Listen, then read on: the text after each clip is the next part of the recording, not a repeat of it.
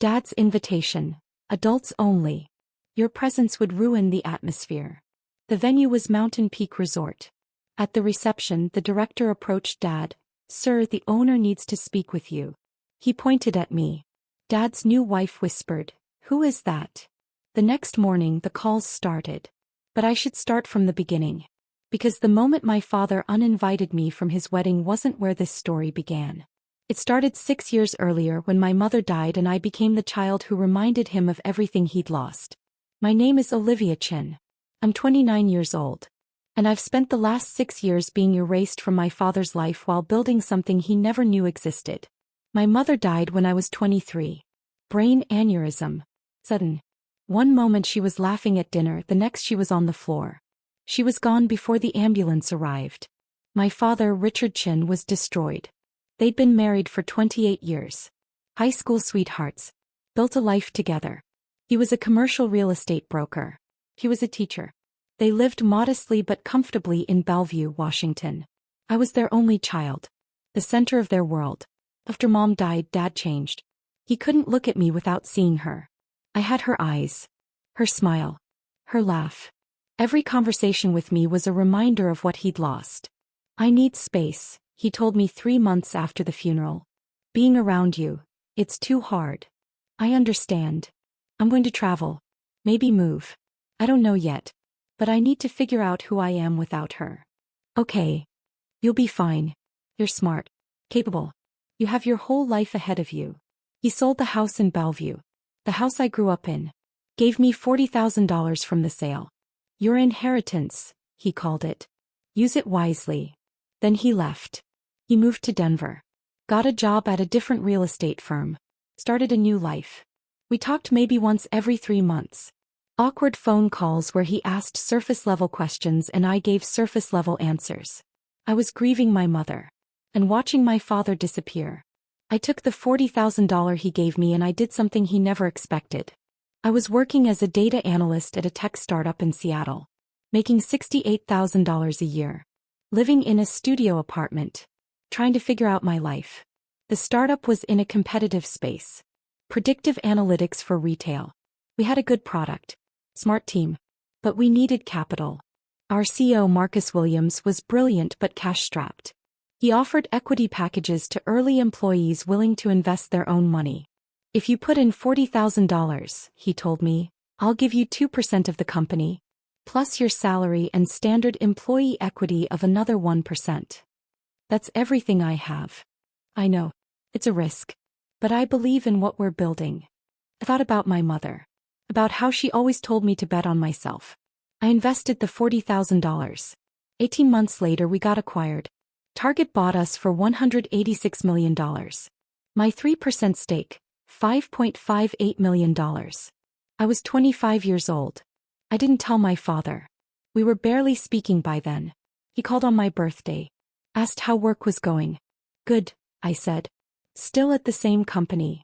Technically true. I was still working there through the acquisition transition. That's nice, Olivia. Keep working hard. I will.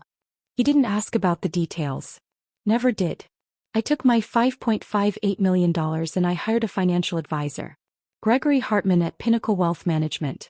What are your goals? He asked. I want to build something that lasts. Real estate. Properties that generate income and appreciate over time. Smart. Commercial or residential? Both. But I'm particularly interested in hospitality. Vacation properties. Resorts. That's capital intensive. I have capital. We started looking. In 2021, Gregory brought me an opportunity. Mountain Peak Resort. A boutique property in the Cascade Mountains, 2 hours from Seattle. 48 rooms. Conference center. Restaurant. Spa. Stunning views. The owners were retiring. Asking price, $12.8 million. It's been on the market for 8 months, Gregory said. They're motivated to sell. What's wrong with it? Nothing structurally. It's just expensive to maintain. And it's seasonal. Great in summer and winter. Slower in spring and fall. Revenue. $2.1 million annually. Operating expenses around $1.6 million. Net profit. $500,000 a year. That's a 3.9% return. Not great. True. But the property is underutilized. The conference center books maybe 40 events a year.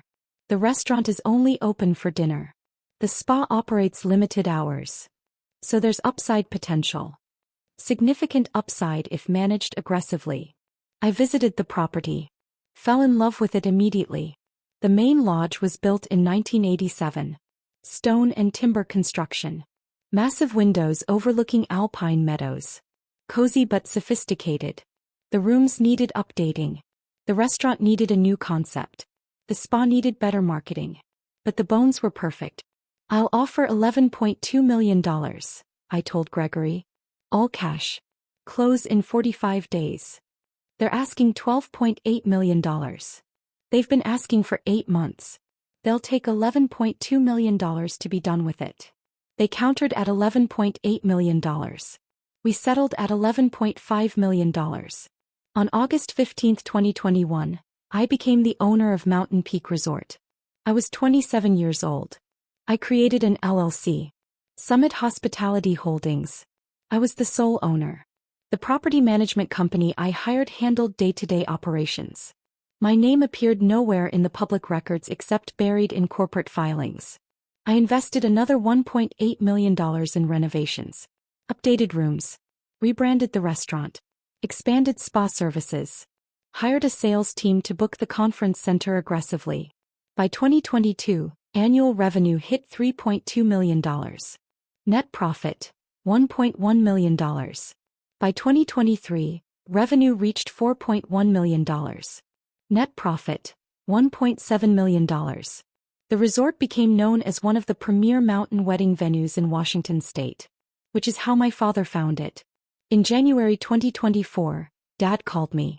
First time in 6 months. Olivia, I have news. What's that? I'm getting married. I was silent. Her name is Vanessa. We met 2 years ago at a real estate conference. He's wonderful. I'm really happy. That's great, Dad. Congratulations. Thank you. I know it's been a while since your mother passed. 6 years. It had been 6 years. I'm glad you found someone. The wedding is in July. I'd like you to be there. Of course. Send me the details. There's one thing. Vanessa doesn't really know about you. I paused. What do you mean? I mean, I've mentioned I have a daughter. But I haven't talked much about you. About us. About the past. Why not? It's complicated. She knows your mother died. But she doesn't know how hard it was. How I left. How we're not close. So what does she think? She thinks we have a normal father-daughter relationship. That you're busy with work and that's why we don't see each other often. Dad. I know it's not fair to you. But I'm starting fresh, Olivia. This is my second chance at happiness. I don't want to bring all the pain and history into it. So where do I fit in? You're invited to the wedding. Of course. But maybe we keep things simple. You come. You smile. You're supportive. We don't need to get into the complicated stuff. I should have said no. Should have told him that erasing our history was insulting. That pretending we had a normal relationship when he'd barely spoken to me in 6 years was absurd. But I didn't. I just said, hey, send me the invitation. The invitation arrived in March 2024. Heavy cardstock. Elegant typography. Richard Chin and Vanessa Whitmore request the pleasure of your company at their wedding ceremony and reception. July 20, 2024. Mountain Peak Resort. Cascade Mountains, Washington. I stared at the venue name. My resort. He was getting married at my resort. And he had no idea. I called the resort director, Patricia Mills. Patricia, there's a wedding booked for July 20th. Chin Whitmore wedding. Yes, I have it right here. 120 guests. Full resort buyout. Ceremony in the Alpine Meadow. Reception in the Grand Hall. 2-day event. They've booked 40 rooms. How much is the package? $185,000. They paid the deposit in January. Final payment due June 20th. My father was spending $185,000 on a wedding at a resort I owned. Patricia, I need to attend this wedding. You know the clients? The groom is my father. Silence. Then, oh. Does he know you own? No. And I'd like to keep it that way for now. Understood. What do you need? I'll attend as a guest. Normal guest. But I want to be kept informed of all details. Any changes? Any requests? Everything. Of course. 2 weeks later, I received another envelope from my father. Not an invitation. A letter. Olivia, I need to talk to you about the wedding. Vanessa and I have been discussing the guest list and the atmosphere we want to create. This is a sophisticated event. Elegant. We're going for a specific tone. I don't think it's the right fit for you to attend. I know that sounds harsh. But you're young. You don't really know Vanessa. You don't know our friends. It would be awkward for everyone. Also, frankly, your presence would remind me of your mother. Of the past. This day is about my future. About the life I'm building with Vanessa. I hope you understand. This isn't personal. It's just about creating the right atmosphere for our celebration. I'll make it up to you. We can have dinner when I'm back in Seattle sometime. Just the two of us. I'm enclosing a check for $5,000. Consider it a gift. Buy yourself something nice. Love, Dad. I read the letter 3 times. My presence would ruin the atmosphere. Too young. Too awkward. Too much a reminder of the past. Uninvited from my own father's wedding. At my own resort. I looked at the check. $5,000. Like he was paying me to stay away. I didn't cash it. I called Patricia. The bride and groom just uninvited me from the wedding. What? My father sent a letter. Said my presence would ruin the atmosphere. Doesn't want me there. Olivia, I'm so sorry. Don't be. I'm still coming. To the wedding? To my property. I have every right to be on site during an event. I want to be there. Not as a guest. As the owner. Are you sure that's a good idea? Probably not. But I'm doing it anyway. What do you need from me? I need to know every detail of their event. Timeline. Seating chart. Vendor list. Everything. And I need to be on site but invisible until the right moment. Which moment? I'll know it when I see it. Over the next 3 months I watched the wedding plans develop. My father and Vanessa were demanding clients. They changed the menu 4 times. Wanted specific flowers flown in from Portland. Required the staff to attend additional service training.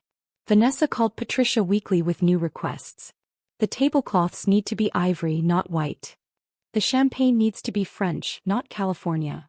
The string quartet needs to play during cocktail hour, not recorded music. Patricia handled it all professionally. Charged appropriately for the changes and additions. By June, the wedding package had increased to $218,000. My father was spending over $200,000 on a wedding I wasn't invited to. At a property I owned. July 20, 2024 arrived clear and warm. Perfect mountain weather. I drove to the resort at noon. The ceremony was at 4 p.m. Reception at 6 p.m. I parked in my private owner's spot behind the main lodge. Entered through the back entrance. Went to my office. A small room on the 3rd floor that overlooked the entire property. From my window I could see everything. Guests began arriving at 2:30 p.m. Expensive cars. Designer clothes. Vanessa's family was old money from Connecticut. My father had clearly upgraded his social circle. I watched him greet guests. He looked happy. Relaxed. Dressed in a custom tuxedo that probably cost $4,000. Vanessa appeared at 3:45 p.m. Stunning dress. Vera Wang probably. She looked elegant. Sophisticated. Exactly the kind of woman my father wanted for his fresh start. The ceremony was beautiful. I watched from my office window. String quartet. Alpine meadow. Sunset light. My father cried when Vanessa walked down the aisle. I felt nothing. Just observed. They said their vows. Guests applauded. Then everyone moved to the grand hall for cocktail hour. I stayed in my office. Watching. Patricia texted me. Cocktail hour going smoothly. Dinner service starts at 6:30. Do you want me to do anything? I texted back. Not yet. I'll come down during dinner. At 6:45 p.m. I changed clothes. I'd been wearing jeans and a sweater. I changed into a black cocktail dress. Heels. Pearl earrings my mother had given me.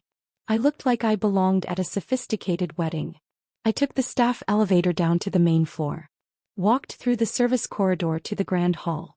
Patricia was stationed near the entrance, coordinating service. "You look beautiful," she whispered. "Thank you. How's it going?" "Perfectly. Salad course just went out. Main course in 15 minutes. Good. I'm going to walk around. Observe. Your father hasn't seen me yet. I'm staying away from the head table." I entered the grand hall through a side door. The room was spectacular. Crystal chandeliers, ivory tablecloths, centerpieces of white roses and orchids. A 12-piece band was playing jazz. 120 guests. Doctors, lawyers, real estate executives. Vanessa's family occupied 8 tables on the left. My father's new friends and colleagues on the right. I walked along the perimeter. Invisible. Just another well-dressed woman in a room full of them. I grabbed a glass of champagne from a passing server. Sipped it slowly. At the head table my father was laughing. Vanessa was glowing. They looked happy. I felt a strange detachment. This was my father. But also a stranger. A man who'd erased me from his life so completely that he could get married without me and feel nothing. The best man stood to give a toast. "Richard is one of the finest men I know. A great friend. A talented professional. And now, a devoted husband to the beautiful Vanessa." Applause. I've known Richard for 5 years. And I've watched him transform from a man haunted by loss into a man excited about the future. "Vanessa, you've given him a second chance at happiness. We're all grateful for that." More applause. No mention of my mother. No mention of me. His past was erased. His narrative rewritten. I finished my champagne. Set the glass down. It was time. I walked toward the head table. Slowly. Deliberately. Patricia saw me. Her eyes widened. She moved to intercept me, but I shook my head slightly. This was happening. I reached the head table. Stood about 10 feet away. My father was talking to Vanessa. Laughing about something. Patricia appeared at his elbow. "Professional. Come. Mr. Chin, I'm so sorry to interrupt. But there's a matter that requires your immediate attention." Dad looked up. Slightly annoyed. "Can it wait? We're in the middle of dinner." "I'm afraid not, sir. The property owner is here and needs to speak with you about the event." Dad's expression shifted. Concern. "The owner? Why? Is something wrong?" "Nothing is wrong. But she'd like to speak with you." "She." Patricia turned and pointed at me. I stepped forward. My father's face went through several emotions in rapid succession. Confusion. Recognition. Disbelief. "Olivia." Vanessa looked at me. Then at Dad. "Who is that?" That's my daughter." "Your daughter? I thought she wasn't coming. You said she was too busy with work." "I was busy," I said calmly. "Busy running this resort." The table went silent. Dad stood. "What are you talking about?" "Mountain Peak Resort. I own it. Have since 2021. Summit Hospitality Holdings. That's my LLC." Vanessa's mouth opened. "You own this resort?" "Yes. But you're so young." "I'm 29. Old enough to build a business." My father was staring at me like I was a ghost. "This is impossible. How could you afford?" "The startup I worked at got acquired in 2020. I made $5.58 million. Used it to buy this property. Along with several other investments." "You never said. You never asked. In 6 years you've called me maybe 20 times. Asked surface-level questions. Never once asked about my actual life. My career. My success." Vanessa was looking between us. "Richard, you said your daughter was a data analyst." "I was. Before the acquisition. Now I'm a property owner. Among other things." The best man, still holding his microphone, looked confused. "Should I keep going with the speeches?" "No," I said. "Give me a moment." I looked at my father. "You uninvited me from this wedding. Said my presence would ruin the atmosphere. That I was too young, too awkward, too much a reminder of the past. Olivia, I can explain. You're at my resort. Spending $218,000 on an event at a property I own. And you didn't invite me." Vanessa stood. "Richard, what is she talking about?" "You uninvited your daughter. I sent her a letter. Explained that the wedding wasn't the right environment. You paid me $5,000 to stay away. like I was a problem to be solved. Guests were starting to notice the commotion. Conversations were stopping. Heads were turning. Olivia, this isn't the time or place. This is exactly the time and place. Because this is my property. And you're here because I allowed it. Patricia stepped forward. Miss Chin, would you like me to handle this? No. I'll handle it. I looked at my father. You've spent 6 years pretending I don't exist. Building a new life. Starting fresh. And somehow you ended up at the one property in Washington state that I own. Spending over $200,000 without ever wondering who owned it. I didn't know. Because you didn't ask. About this. About me. About anything. Vanessa was crying now. Richard, you told me you had a good relationship with your daughter. That you just didn't see her often because of work. It's complicated. It's not complicated, I said. He left after Mom died. Gave me $40,000 and disappeared. We've barely spoken since.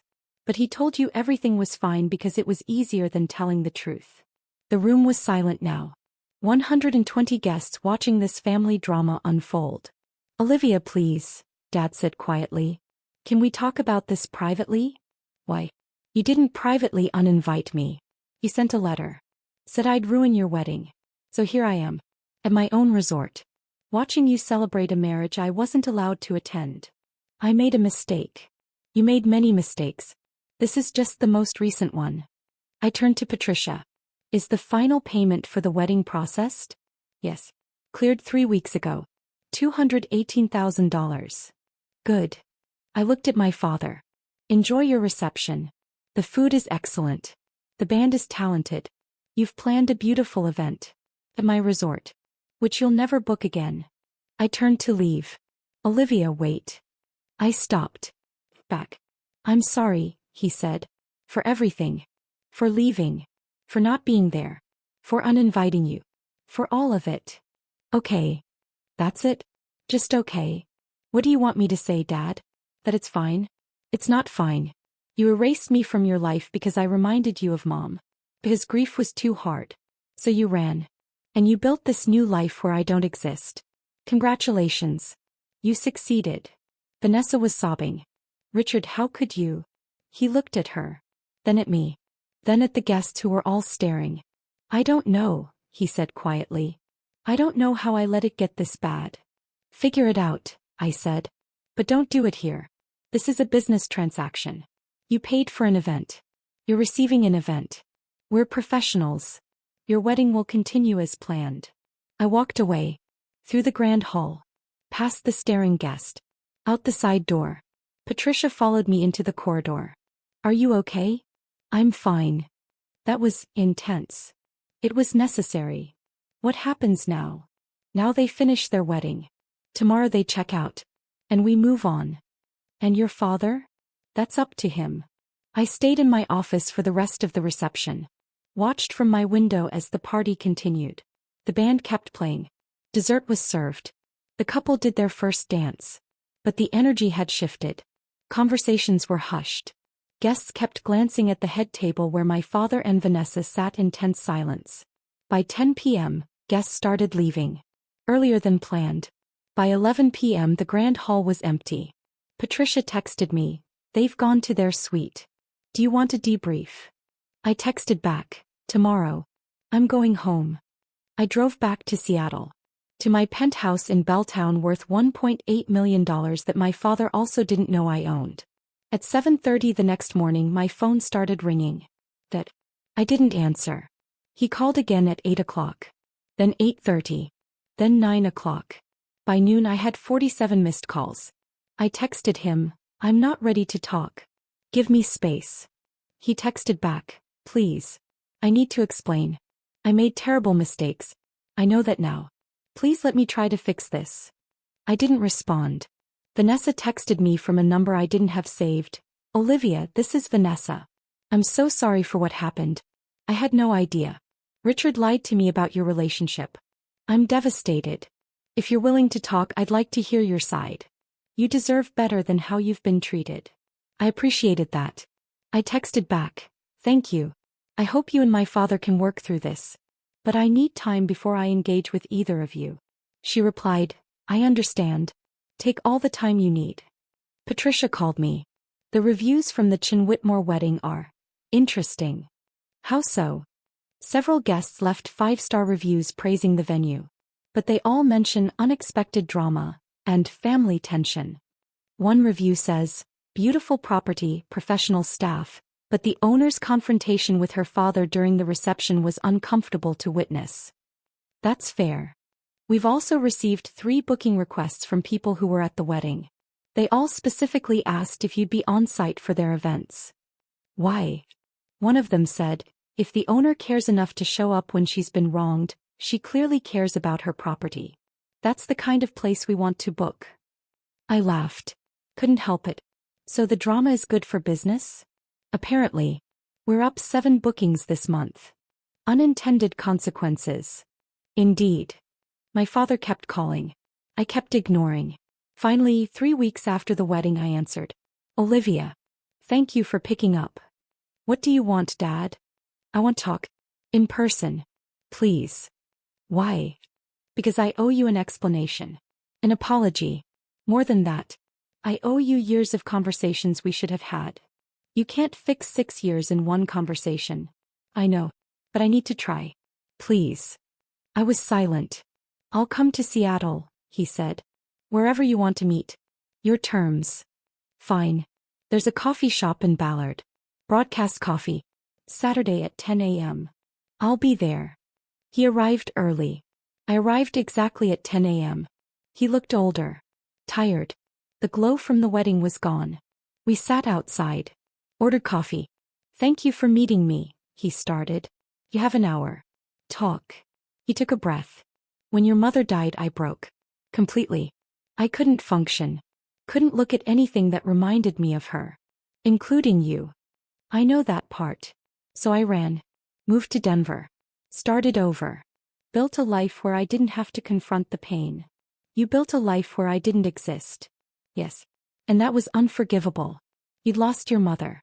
And I abandoned you when you needed me most. Yes, you did. I told myself you were fine. You were capable. Independent. That you didn't need me. I did need you. Not financially. Not practically. Emotionally. I needed my father. He was crying now. I know. And I wasn't there. No, you weren't. Vanessa left me. I looked up. What? After the wedding. After she learned the truth about you. About how I'd treated you. She said she couldn't marry a man who'd abandoned his daughter. Who'd lied to her about having a good relationship with you. I'm sorry. Don't be. He was right. I don't deserve her. I don't deserve you either. But I'm here asking for a chance. Not to fix everything. Just to start trying. What does that look like? I don't know. Maybe we talk once a week. Maybe we have dinners. Maybe I learn about your actual life. Your business. Your success. All the things I should have been asking about for years. That's a lot to ask. I know. I drank my coffee. Thought about it. Here's what I'm willing to do, I said. We can talk. Once a month to start. You can ask about my life. I'll answer honestly. But I'm not going to pretend the last 6 years didn't happen. I'm not going to make you feel better about your choices. I understand. And you need therapy. Real therapy. To deal with your grief over Mom. Because you can't build a relationship with me while you're still running from her memory. I started last week. After Vanessa left. I found a grief counselor. Good. That's a start. Can I ask about your business? The resort. What do you want to know? How did you do it? Build something that's successful so young. For the first time in 6 years, I told him. About the startup acquisition. About investing wisely. About buying the resort. About growing it into a profitable business. He listened. She listened. I'm proud of you, he said when I finished. I should have said that years ago. I should have been there to watch you build all of this. Yes, you should have. Can I come visit the resort sometime? See what you've built. Maybe. Eventually. But not yet. Hey. I'll wait. We finished our coffee. One more thing, I said. The $5,000 check you sent. Trying to pay me to stay away from your wedding. I'm so sorry about that. I donated it to a grief support organization for young adults who've lost parents. In Mom's name. He nodded slowly. That's perfect. She would have liked that. I know. It's January 2025. 6 months since the wedding. Dad and I talk once a month. Phone calls. Awkward at first. Getting easier. He's still in therapy. Working through his grief. Learning to talk about Mom without falling apart. Vanessa called me once. Asked if we could meet for coffee. She wanted to apologize in person for not seeing through Dad's lies earlier. We met. She was genuine. Kind. We talked for 2 hours. For what it's worth, she said, I think what you built is incredible. The resort. Your business. Your independence. You did all of that without anyone's help. Thank you. Your father is working on himself. I don't know if we'll get back together. But I wanted you to know that what happened at the wedding, you standing up for yourself, that was brave. It didn't feel brave. It felt necessary. Sometimes that's the same thing. Mountain Peak Resort is thriving. We're booked solid through next summer. Revenue is projected to hit $5.2 million this year. I bought another property. A small boutique hotel in Portland. I'm building a portfolio. Last week, Dad asked if he could visit the resort. I'd like to see what you've built. If you're comfortable with that. Hey, but just you. And just for a day. That's fair. He came yesterday. Drove up from Denver where he still lives. I gave him a tour. Showed him the rooms we'd renovated. The restaurant. The spa. The conference center where he'd gotten married 6 months ago. We stood in the grand hall. Quiet. This is where I told Vanessa I loved her during our first dance, he said. I know. I watched from my office. You were there the whole time? Yes. In my office upstairs. Watching everything. That must have been painful. It was clarifying. I got to see exactly who you'd become. And who I'd become in spite of you. He nodded. You're stronger than I ever was. I had to be. I didn't have a choice. We walked outside. Into the alpine meadow where he'd gotten married. Mom would have been proud of you, he said. I know. I think about that every day. I'm trying to be proud of you too. Trying to actually show up for you. I know it's late. But I'm trying. I know. Will you ever forgive me? I thought about it. About 6 years of absence. About being uninvited from a wedding at my own property. About building success in silence because there was no one to share it with. I don't know, I said honestly. Maybe someday. But forgiveness isn't something you earn with a few conversations and some therapy sessions. Something that happens over time. If it happens at all. That's fair. But I'm willing to keep trying. Keep talking. See where this goes. Thank you. That's more than I deserve. We drove back down the mountain separately. Him to Denver. Me to Seattle. My phone buzzed. A text from Patricia. 3 new booking requests came in today. All referrals from the Chin Whitmore wedding guests. This venue is becoming legendary. I smiled. My father's wedding, the one I wasn't invited to, had become the best marketing my resort ever had. The story spread. The young owner who confronted her father at his wedding. Who revealed herself at the exact moment he thought she didn't exist. People loved it. Not because it was dramatic, but because it was real. I'd built something valuable. Something that mattered. And when my father tried to erase me from his celebration, I showed up anyway. At my own property. On my own terms. The calls started the next morning. Just like I knew they would. But I didn't need them anymore. Didn't need his apology or his pride or his recognition. I'd already won. I won the moment I bought the resort. The moment I built a business he knew nothing about. The moment I stood in that grand hall and said, this is mine. His wedding was just the epilogue. The story was already written. And I wrote every word of it myself.